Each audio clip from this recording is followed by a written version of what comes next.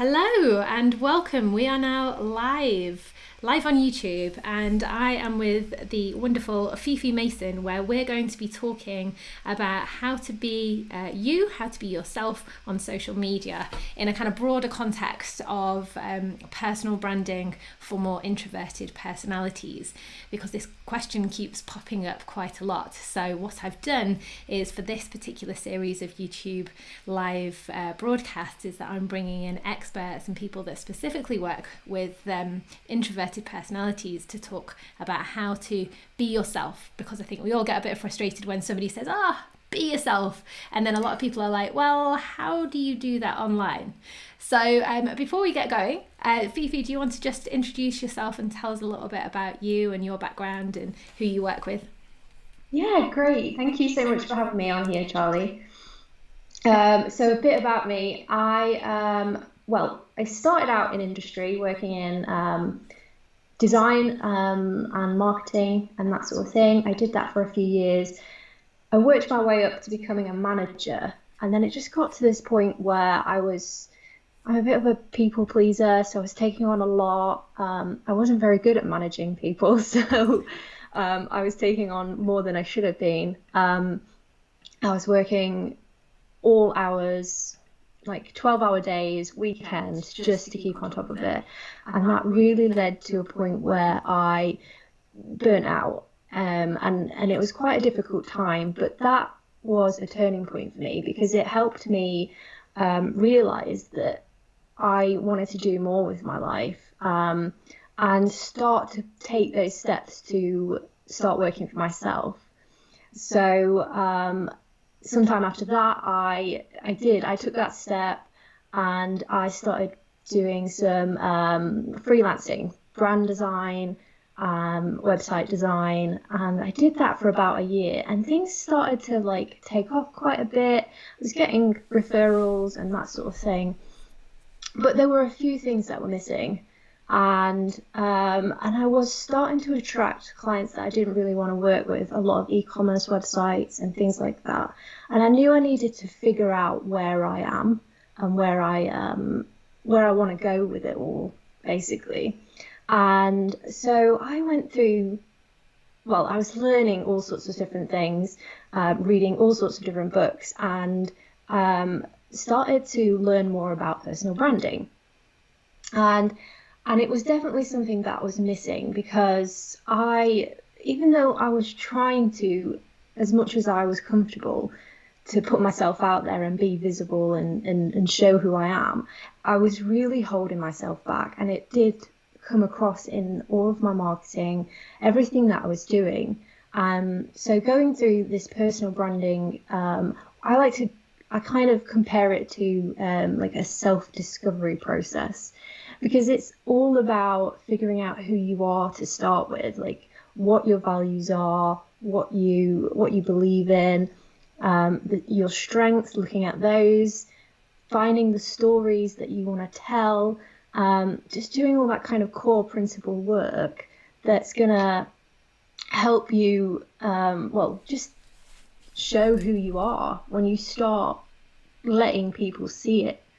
So yeah, it's like a journey of self-discovery, and I went through this whole process, and it just helped me see so many different things, and I found this passion in personal branding and the process that I went through, coming up with my own process, my own strategy to help other people, and that's where I ended up finding my passion and my purpose. And I'd also, over the few years that I was in business, discovered that I'm an introvert. And I didn't know this for a long time. I always kind of thought there was something wrong with me. And a lot of other introverts have said similar things, like they feel like they're always tired. They want to be social, but it's just really, really difficult. It's hard to be the center of attention. I'm also an overthinker, so a lot of the things that I'm doing, like posting stuff on social media, you just start to overthink it, you worry. And yeah, so I learned a lot more about myself, figuring out that I'm an introvert, and learning more about that as well. And then I kind of just put them both together, knowing more about being an introvert, knowing myself, and being able to help people like me is what I do now. So personal branding for introverts, helping them be visible, get out there, and start becoming known in their industry, basically. So just on that, why do you, or rather, if an introvert comes to you or sees what you're doing, why would you say it's important for an introvert to have a personal brand in the first place? It's important because, well, for anyone, if they're in a service-based business, if they provide like a consulting, if they're the face of their business, if they're the one that provides the service, then they need people to see them. They need to build trust, and that's the most important part of developing a personal brand for your business. It's all about being authentic, showing up, and helping people understand who you are, what you're all about, and just trust you and like you. It's all that whole trust, know, like, and trust factor. It's that whole thing. Like, if you're not showing up, if you're not being seen, then you're making it a lot harder for yourself, basically. Yeah, because you can't help people who don't know anything about you or where you are or what it is that you're doing. So if you're remaining invisible, then you're making it really, really difficult to find people to actually help in the first place. Yeah, so, definitely. So it's great that you went through that journey yourself and that you've identified that there's a real need to help other people with that. And what do you think are the kind of, you talked a little bit about being exhausted all the time, and this is a key thing, and especially in the lockdown world where we're on Zoom all of the time. Do you have any kind of tips and strategies to help people show up and be present, but also manage that exhaustion and that fatigue? Yeah, definitely. So a lot of the things that I do is, well, I make sure to block out time for specific things. So if I'm going to be on social media, and a lot of people probably say, don't do it first thing in the morning because it could put you in a negative mindset or anything like that. But it works for me, and it's what works for you. You've got to figure that out. But for me, what works is first thing in the morning, I'm on social media. I make sure to comment on other people's posts and then post something myself. And then I've done it, sort of thing. Like, I come back to it throughout the day, but not much. I've got it done, I've shown up, and after that I will take time to re-energize, and I usually do that by walking my dog and going out for an hour walk. So I've done that thing that's going to exhaust me a little bit, and now I'm going to go out and just relax, and then I'm refreshed by the time I come back to go into something else. And then if I have like a Zoom call or a client meeting or something like that, I make sure I have space in between to actually just recover from it. It's hard to explain it to people that don't get drained from social interaction. But if you do, you've just got to figure out what works for you. And try new things, and know when you've got the most energy, to make sure you're planning things at those times, and then you have time to re-energize afterwards, basically. That's a really good tip, and I think this is why it was important for me to bring on experts like yourself, because a lot of people don't believe me when I say that I am introverted. So sometimes, like if I'm going to a big event, I kind of need an hour to myself just to kind of like re-energize and find that tactic. But I would never have thought to kind of get the social media posts and the being visible online out of the way before you would then say do your morning routine in terms of walking the dog, doing some exercise. I think I would always think about doing that before I'd even start doing some work. So it's a really good point, that, and also about what you're saying around find something that works specifically for you, and understanding that. And then another question that I'm asked a lot as well is that how do you manage the difference between being yourself online and kind of bearing all, because a lot of people don't want to share everything about their family and their personal life and their personality. So they want to be visible online because they know that they know it's important, but don't necessarily want to say everything else. How do you approach that balance? Okay, so it's all about finding your comfort level to start with. I'm a big fan of Brené Brown, and she's done lots of studies into authenticity and vulnerability, and they are very much linked. She's found that to be completely authentic, you have to be vulnerable, and show sides of yourself that you might not normally. But that's where it gets tricky, because we do want to, especially in a business capacity, we want to stay professional. We want to keep things private that we don't want some people to know. And there's always that worry that if you reveal something, it might be seen as negative on you and like affect your brand in a negative way. So I have a test that you can do, and it's basically just listing out all sorts of different things to do with your life. So you could have a list of, I've got a list of 50 things I could even share, and you can put the link in for later on. But it could have things like your relationship status, your friend, your family members, your children. Like, you would list all of these things out, and then next to them, you will rate them in certain areas. So you would have, I'm comfortable sharing this, and then you would go through that list, and if there's anything that you're happy to share, you would tick it off.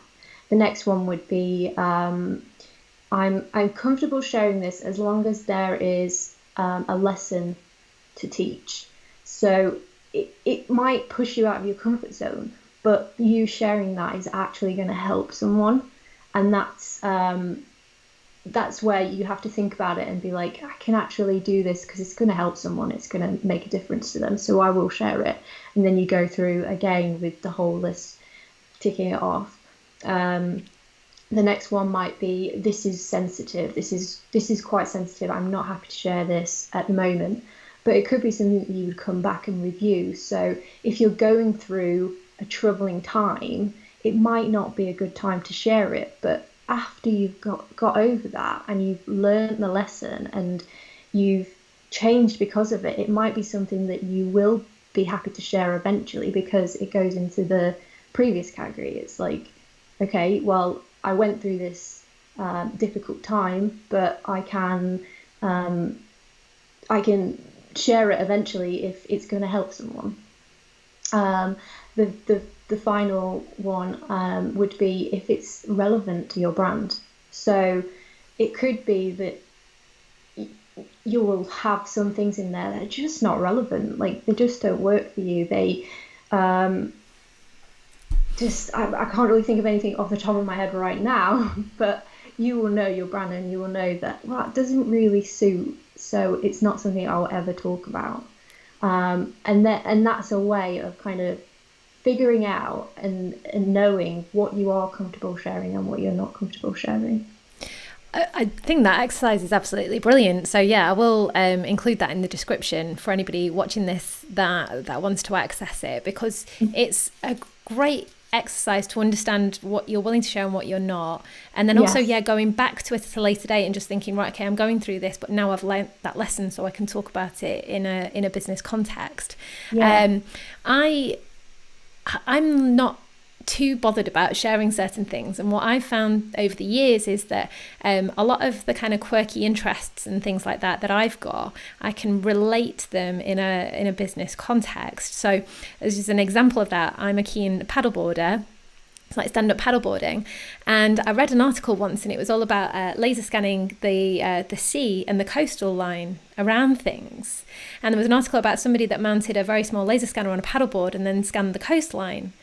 And it was like, right, how can you relate something like stand-up paddleboarding with laser scanning and surveying? But there is a way to marry it up. And if you're interested in it, you can find a way to do that. And I remember posting it years ago, and it was amazing how many people responded to that, because either they were interested in paddleboarding or kayaking or something similar, but then came back to it. And even something like again, I'm a major Star Wars fan, so talking about Star Wars and sometimes relating it back to stories to do with marketing and sales and things like that as well. It can give it an interesting context, but also help you attract other people that share those interests that you have as well. Yeah, definitely. I'm always I've got 5 steps that I was going to share today as well, about how you can be more you, just doing things like that. Do you want me to go through them now? Yeah, definitely. Yeah. Okay, so the first step is to share the things you love. So it's not the paddleboarding as such, because that's the next one, but things that you love, like my dog. My dog is my world, and if you can find like 3 to 5 different things that you will talk about quite a bit, quite often, they become synonymous with you as well. So it's like someone's gonna see that and they will think of you, especially if it's an item that is not commonly used or commonly seen, but if it's something that can be associated to you. An example is, I shared this a while back. I haven't actually mentioned it recently either. I can't drink tea. I'm not a tea drinker, but I fell in love with biscuit tea, and that is it's just tea that tastes like biscuits. I don't know how they've done it, but it's magic and it tastes amazing. And I was just like, I thought, well, that's quite unique. So if I share that and I talk about it quite often, people are going to remember me for biscuit tea. And it's still showing a bit of you. It's showing what you're about, what you like. It's something that you love. And yeah, my dog Kylo, and you were talking about Star Wars. His name is Kylo because of Star Wars. It's just a good name as well. But I talk about him all the time, and he's a Siberian Husky, and they're not very common, I don't think. Well, they're probably getting more common, but I know people who have said, "Oh my gosh, I saw a husky the other day, and it reminded me of you," because I talk about him a lot, and I'm always mentioning him or showing pictures. So it's like those little things, and they don't make you feel uncomfortable, because it's not like revealing something about yourself, but it is showing what you're about a little bit. It's like sharing the more human side of you, isn't it, as well? So because I think sometimes you run the risk, and people that don't share anything, I'm going to say human here, anything human about you, because it's all promotional, it's all broadcasting, it's all very, very business related. It's you don't have that relatability and that human aspect, because as humans we like to deal with humans. It's our nature. So yeah, it's a good point. Yeah, so it just shows you who, like you're a person, that you're a genuine person with human likes and things like that. So, and there's nothing wrong with that, even if it is a business. Like, it shouldn't have to be professional and businessy all the time.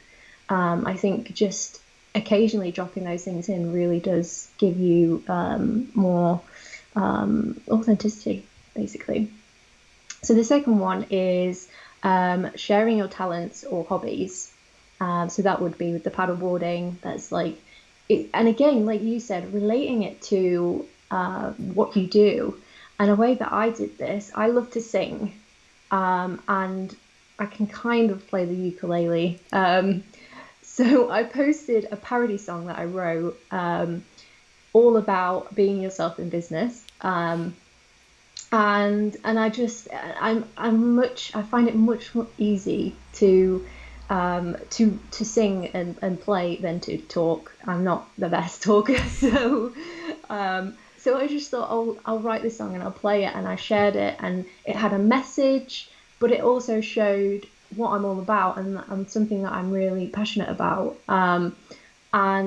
But it helped people see more about me and get across a good message that I wanted to share, like where you can be yourself and do these things. So that was the other one. And for you, paddleboarding, have you got any other hobbies you might share? Oh, loads. I'm one of those people that I just love loads of different things. I talk about the Grand Prix and F1 quite a lot. Also the fact that I think as well, like, so it's what you're comfortable sharing as well, isn't it? So I talk a lot about my son, who's called Ayrton. There is a Formula One context, and I think it's like I feel comfortable sharing his name because, well, first of all, the more times I share his name, the more people will actually learn how to pronounce it properly, which is also another goal for me. But then also it helps with that context because it kind of feeds through to my story. Is that, you know, a lot of people are very suspicious of marketers, especially in technical fields. You know, I work with a lot of technically minded people, and you know, I'm not actually a trained marketer. I studied engineering, so the interests and things that I love are kind of all feed into that part of it. And then also sports as well. So I talk a lot about sports coaching and relating that back to leadership, business management, and business coaching. And again, it all feeds back into that story. So yeah, there is, I think, there's lessons in everything that you do, and I think I've always found it a lot easier to talk about those lessons because I'm quite willing to put myself out there and make mistakes, which is why I kind of wanted to do this, because sometimes I think if I tell people, yeah, you can do this, this and this, I don't have that empathy aspect of it because I've not gone through some of those struggles. However, if you were to ask me to sing something and then put that out there, that would make me want to completely run to the hills. I would feel very uncomfortable doing that. Whereas I feel much more comfortable talking. So it's exactly as you said, you've got to find the thing that you love and you feel comfortable doing. Yeah, exactly.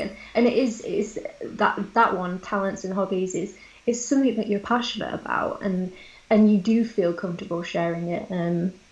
But it also shows who you are as well. Like any kind of talent, hobby, like if you're crafty or if you're like, it shows creativity. If you're I know someone who's a harp player, and I was like, how can you, like, she's like, how can I incorporate that? And I was thinking, well, probably could come up with 100 ideas, because there's probably something that you can merge them together and come up with something to share that in a way that actually shows, well, teaches a lesson in a way. But yeah, so that's the second one. The third one is sharing conversations and anecdotes. So if I have, and I generally have, as an introvert, a lot deeper conversations, usually with one person at a time. So they can get quite deep. And I find sometimes you just come up with some really interesting theories and ideas, and just sharing those shows a bit more about your thought process. It shows what you get up to. I had an example. It was so someone told me that I'm very sensible, and I was like, started to think that as like it could be negative, it could be positive. It's like, how do you even just, like, should I be offended or should I? And I had this whole conversation. I was like, I'm just going to take this to LinkedIn because I want to see what other people think about it. So it was sharing something about myself. I was saying, well, someone said that I'm really sensible. I initially was like, oh, is that bad? But now I've really thought about it. I'm thinking that means that I'm quite logical and all this stuff. And then I just asked them to contribute and see what they thought, and then ask them what some people say about them that they didn't. And it's like, it's just inviting that conversation, inviting people into your conversations, basically. And that's just a really great way of showing more of yourself in a different way. I bet you got loads of engagement on that post. It was there was quite a few. I've done that quite a lot as well. Like, I think some of the best posts come out of just random conversations that I've had. Like, I'm just like, oh, I'm just gonna talk to LinkedIn about it. It's like going to my friends and and getting everyone involved, but in a way that I'm comfortable with, because I don't actually have to do it face to face. That's a really good point. Go in and out whenever I want. And yeah, so that's number 3. Number 4 is sharing your stories and life lessons. And I know you had Alex on last week, wasn't it? Yeah. And she was great. I did catch some of that. Yeah, so it's all about finding those stories that you want to tell, and making sure that you have a lesson that you want to teach when you share that story. So it's got a purpose. So it's not just this happened to me and that's it. Like, that would be quite random. You want it to have a purpose, a point. And I have a structure for my stories which works well for me. And I start it with a hook, and that's generally what's the word? I can't remember it now. An idonym. Oh. I can't remember. Idonym or idonym or something like that. I want to say idiom, but I'm not 100%. You're asking the wrong person. I like numbers, not words. It's like I'm going to let the cat out of the bag. Like I can't remember what it's called. We've got a couple of people watching this. Come on, add it into the comments. What word are we trying to seek here? What was out here? I think. Well, hopefully, I know what you mean. I just don't know what the word is. Well, it starts with a hook that is generally like that. So it's like another one would be this advice hit me like a sledgehammer. So it's really like boom, like bang. It goes straight in. It hooks you. And then you go into the situation. So it could be, this advice hit me like a sledgehammer. I was 10 years old. My mum said, blah, blah, blah. So you're setting up the scene. You're making it obvious what's going on, like where you are. And then you get into kind of what happened. You're explaining it, educating. That's the next section. And then I'm basing this on a post I did recently. It was one where I shared how my mum gave me some advice that stuck with me forever. And it was I asked her about singing and how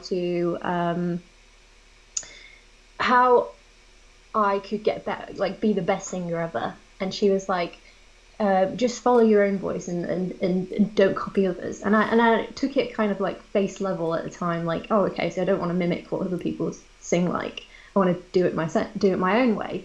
But over time, it stuck with me so much that it actually had morphed into this kind of do everything your own way kind of thing. And so the whole story was like that. And at the end, it was the transformation. And that's when I was like, now I kind of live by this. As like an ethos, and it's helped me, and I share the lessons and things like that. So it's like that structure of hook, situation, educate, explain, and transformation. And I use that structure to help me write my stories. And the best thing about that and what you just said there is the fact that it's a lot more memorable as well. So if you tell stories that are again, authentic, for the person reading them, they're much more likely to relate to them, to remember them, to actually read them because they're interesting. I think a lot of businesses and individuals and brands start talking not in a very human way, or trying to remove any personality from it, but then the reverse happens. So they're putting something out there, but nobody reads it, nobody remembers it, and nobody takes it in. So there's some really important lessons there. And I think what I'll do is I'll convert this conversation into a blog post, because there's quite a few good pieces of advice and like little structures that you've mentioned there. So for anybody watching this, head over to my blog in a couple of weeks and there'll be something on there. Awesome. Yeah, I can definitely share some more about that as well. And then the final one, it sort of ties into number 3 with the conversations, but it's all about voicing your own opinion and sharing your own perspective on things. And again, I like to invite other people into this. So it's not me just saying, this is my opinion, and it's like a rant and I haven't backed it with any facts or anything. It's like, this is my thought process, this is what I'm thinking, what are your thoughts? And really like being myself, because I'm just sharing what my thought process is and what I'm thinking about, and then helping and then inviting them to add their opinion to it to increase engagement. And it really does work. And asking questions and sharing my thoughts is the best way that I found, especially on LinkedIn, to get conversation going, and really and interesting conversations as well. Like, it goes on and on in the comments because you start to have like a proper conversation going. And yeah, so that is another great way to be more you, and just opening it up to other people as well. And it's great that it's exactly what you're saying, because you get more engagement on LinkedIn. People get to know you a little bit better. So it's a way of building trust and creating those relationships. Plus, you're also inviting them to maybe send you a direct message to have another conversation with you directly. Yeah. And it's things like that, those relationships that you build on LinkedIn. You know, you might not generate prospects, but what you will do is that you'll generate a network of fans and advocates that can introduce you to other people that need your services, that can refer you, and it is all of that relatability, and it happens within industries as well, what I've found as well. And when it happens, it's beautiful, and it's that kind of just trying to encourage more and more people to adopt it and get involved. I did want to talk to you about one point that you said right at the very start, which is the fact that you tend to overthink things. Do you have any tips or anything that you can share with us today that would help somebody not spend 2 hours every time they want to write a post on LinkedIn, for example? Okay, yeah. So there's two things that I want to that would help. The first is just to take it a little bit at a time. So take those baby steps, and rather than just being like, now I'm going to go and post this, and every day there'll be something new about yourself. And like, you're not going to want to do it like that. It's going to take time. It's going to take building up to it. Maybe you share something that you love first, and then you build up to sharing an opinion and going from there, and just not every day, but taking it a step-by-step process. And then the next thing is reframing techniques. So I don't know who came up with this. It's really simple, and I wish I could remember who it was, but this reframing technique is something that I use all the time. And it's 3 questions. So if you're writing something out, or you're just about to push the publish button and send something out, but you're like, no, this isn't something that I should be sharing, you can ask yourself these 3 questions. So the first one is, what is the worst that can happen? The second one is, what is the best that could happen? And then the third one is, what is the most likely to happen? And it's so simple. It's like, it just takes you out of that moment. You're like, right, the worst that could happen, someone might say something negative. That's very rare. You might not get any engagement. You might not many people might see it. There's not much else to it, really.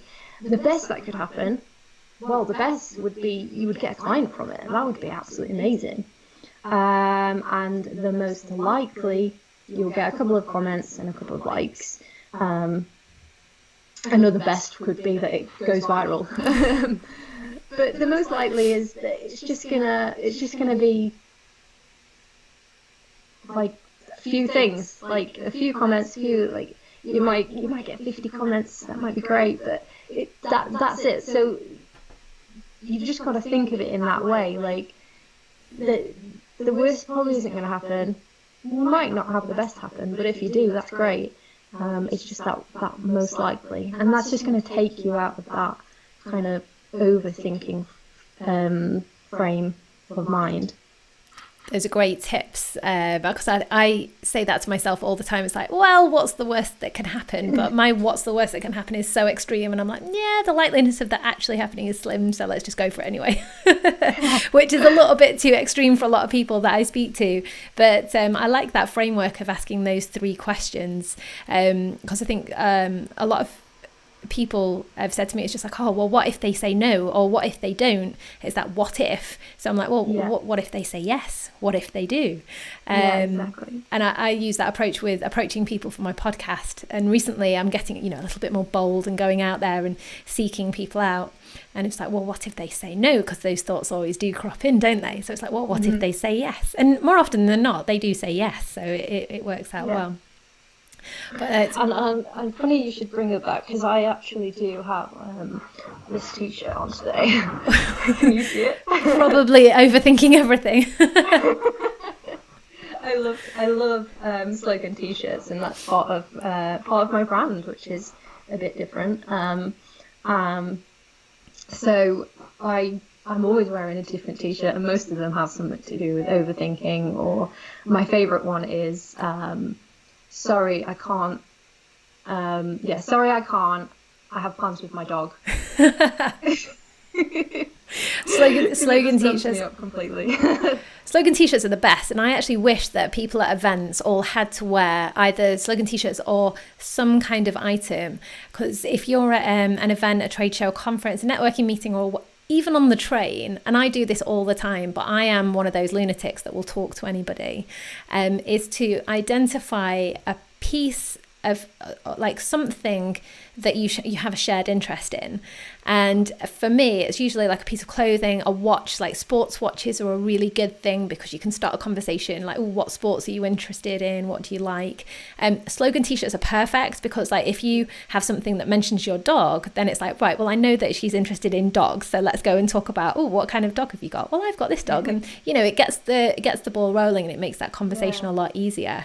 I had a really cool conversation once. It was a very geeky conversation, and this guy at an event had a binary watch on, and I love watches. It's another thing that I really like, and I spotted it a mile away. And then I was wearing my Star Wars, I've got a limited edition Star Wars watch, and somebody clocked that on me, so came and spoke to me about it. So it's it makes things so much easier when you have, especially items of clothing or hair color, or different things like that. Talking of hair color, that's kind of the reason I dyed my hair blue. So I was going to an event, a conference, and I wanted an icebreaker. I wanted something where I didn't have to be the one to make the awkward introduction.